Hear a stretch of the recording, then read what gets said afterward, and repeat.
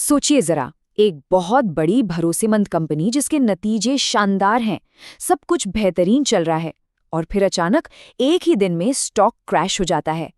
सवाल यह है कि आखिर हुआ क्या? तारीख थी 11 फरवरी 2026।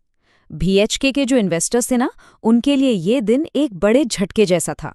कंपनी का शेयर एक ही दिन में 6% से भी ज्यादा नीचे गिर गया। अब सबसे हैरानी की बात पता है क्या थी? कंपनी की तरफ से कोई भी बुरी खबर नहीं आई थी। तो फिर इतनी बड़ी गिरावट की वजह क्या हो सकती है? चलिए आज इसी पहेली को सुलझाते हैं। तो चलिए शुरू करते हैं। इस कहानी की जड़ पता है कंपनी के अंदर नहीं, बल्कि उसकी सबसे बड़े शेयर होल्डर यानी हमारी भारत सरकार, उनके एक फैसले में छुपी थी। और वो वजह थी सरकार का ऑफर फॉर सेल, जिसे हम शॉर्ट में ओएफएस भी कहते हैं। जैसे ही सरकार ने भेल में अपनी थोड़ी हिस्सेदारी बेचने का ऐलान किया, बस वहीं से सारा खेल शुरू हो गया। तो ये ओएफएस होता क्या है आखिर? बहुत सिंपल है। देखिए, जब किसी कंपनी का मालिक, जिसे हम प्रमोटर कहते हैं, वो अपने शेयर आम लोगों को बेचता है तो उसे ओएफएस कहते हैं। इस केस में प्रमोटर कौन? सरकार। और सबसे जरूरी बात यह है कि इस बिक्री से जो पैसा आया ना, वो भील के पास नहीं गया, बल्कि सीधा सरकार के खजाने में गया। लेकिन सवाल अब भी वही है कि भाई, एक मामूली सी बिक्री से शेयर की कीमत में इतना बड़ा भूचाल कैसे आ गया? इसके पीछे ना दो बड़े और बड़े ही दिलचस्प कारण थे। पहला कारण है सप्लाई ओवरहैंग। अब ये सुनने में थोड़ा टेक्निकल लगता है, पर है बड़ा आसान। सोचिए, अगर सब्जी मंडी में अचानक से ट्रकों के ट्रक टमाटर आ जाएं, तो क्या होगा? जाहिर है टमाटर के दाम गिर जाएंगे, है ना? बस बीएल के शेयरों के साथ भी बिल्कुल यही हुआ। अब जरा इस स्लाइड पर नजर डालिए, ये पूरी कहानी को एकदम साफ कर देगी। देखिए, बीएचईएल में आमतौर पर रोजाना करीब 6 करोड़ शेयरों की खरीद बिक्री होती थी, लेकिन ओएफएस के जरिए सरकार ने एक ही झटके में 17.4 करोड़ शेयर बाजार में डाल दिए। मतलब रोज की सप्लाई से लगभग 3 गुना ज्यादा। सोचिए जरा। और दूसरा कारण था डिस्काउंट, मतलब छूट।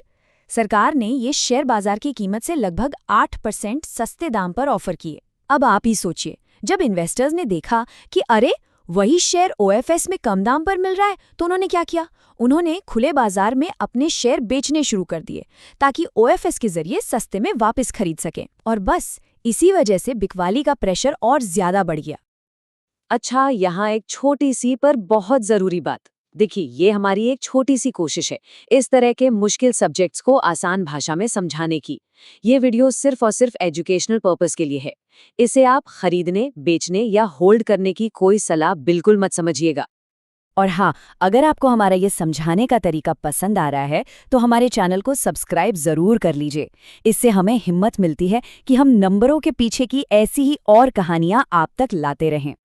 तो ठीक है, मार्केट का रिएक्शन तो बहुत तेज था, लेकिन क्या वो सही था? मतलब, क्या ये घबराहट वाकई जायज थी?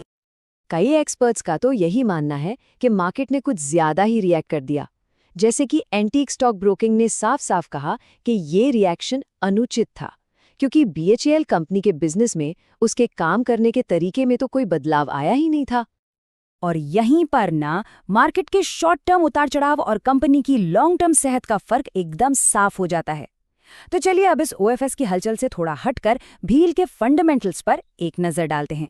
स्क्रीन पर ये जो नंबर आप देख रहे हैं, 2.23 लाख करोड़ रुपए, ये भेल की ऑर्डर बुक का साइज है। इसका मतलब ये हुआ कि कंपनी के पास इतने के तो कंफर्म्ड ऑर्डर पहले से ही हाथ में है। अब इस नंबर को थोड़ा और आसान बनाते हैं। ये कंपनी की सालाना कमाई का 4 गुना है। ये अपने आप में एक बहुत मजबूत इशारा है कि आने वाले कई सालों तक कंपनी के पास काम की कोई कमी नहीं होने वाली है। और सिर्फ भविष्य ही नहीं, कंपनी का जो रीसेंट परफॉर्मेंस है वो भी जबरदस्त रहा है। जरा देखिए, पिछले साल के मुकाबले कंपनी का नेट प्रॉफिट 206% बढ़ा है और रेवेन्यू में भी 16% की अच्छी खासी ग्रोथ है। ये आंकड़े किसी भी हेल्दी कंपनी की पहचान होते हैं। तो ये सब जानने के बाद एक इन्वेस्टर के नजरिए से देखें तो ये ओएफएस आखिर था क्या? एक खतरा या फिर एक मौका? चलिए सिक्के के दोनों पहलुओं को देखते हैं। एक तरफ तो ये एक मजबूत कंपनी में 8% के डिस्काउंट पर एंट्री करने का एक बहुत अच्छा मौका था, लेकिन वहीं दूसरी तरफ शॉर्ट टर्म में शेयर की कीमत में जो उतार चढ़ाव था और सरकारी कंपनियों से जुड़े जो कुछ आम रिस्क होते हैं वो तो थे ही। ज्यादातर मार्केट एक्सपर्ट्स इस गिरावट को एक टेम्पररी चीज मान रहे हैं। जेएम फाइनेंशियल ने तो इसे बाय रेटिंग दी है और टारगेट प्राइस रखा है 355 रुपए का, मतलब यहां से 40% से भी ज्यादा ऊपर। वहीं आईसीआईसीआई डायरेक्ट का भी कहना है कि इस ओएफएस का कंपनी के फंडामेंटल्स पर कोई असर नहीं पड़ेगा। अब इस पूरी चर्चा के आखिर में एक बहुत जरूरी सूचना। ये सारी जानकारी सिर्फ एजुकेशनल पर्पस के लिए है। शेयर बाजार में निवेश करना जोखिम भरा हो सकता है। कोई भी इन्वेस्टमेंट का फैसला लेने से पहले प्लीज एक क्वालिफाइड फाइनेंशियल एडवाइजर से सलाह जरूर लें। आपकी किसी भी तरह के फायदे या नुकसान के लिए ये चैनल जिम्मेदार नहीं होगा। अगर आपको हमारी इस कोशिश से कुछ नया सीखने को मिला हो तो प्लीज़ हमारे चैनल को सब्सक्राइब करें। आपका एक सब्सक्रिप्शन हमें ऐसे और वीडियो बनाने के लिए बहुत मोटिवेट करता है। और हाँ, इस पूरे मामले पर आपकी क्या राय है, हमें नीचे कमेंट्स में ज़रूर बताइए। हमें आप लोगों से सुनना, आपके विचार जानना बहुत अच्छा लगता है। और जाते जाते एक बड़ा सवाल आपके लिए छोड़ जाते हैं। भेल में सरकार की ये हिस्सेदारी बिक्री क्या सिर्फ एक बार की घटना है, या फिर ये भारत की दूसरी बड़ी सरकारी कंपनियों के भविष्य की एक झलक दिखा रही है? इस पर सोचिएगा ज़रूर।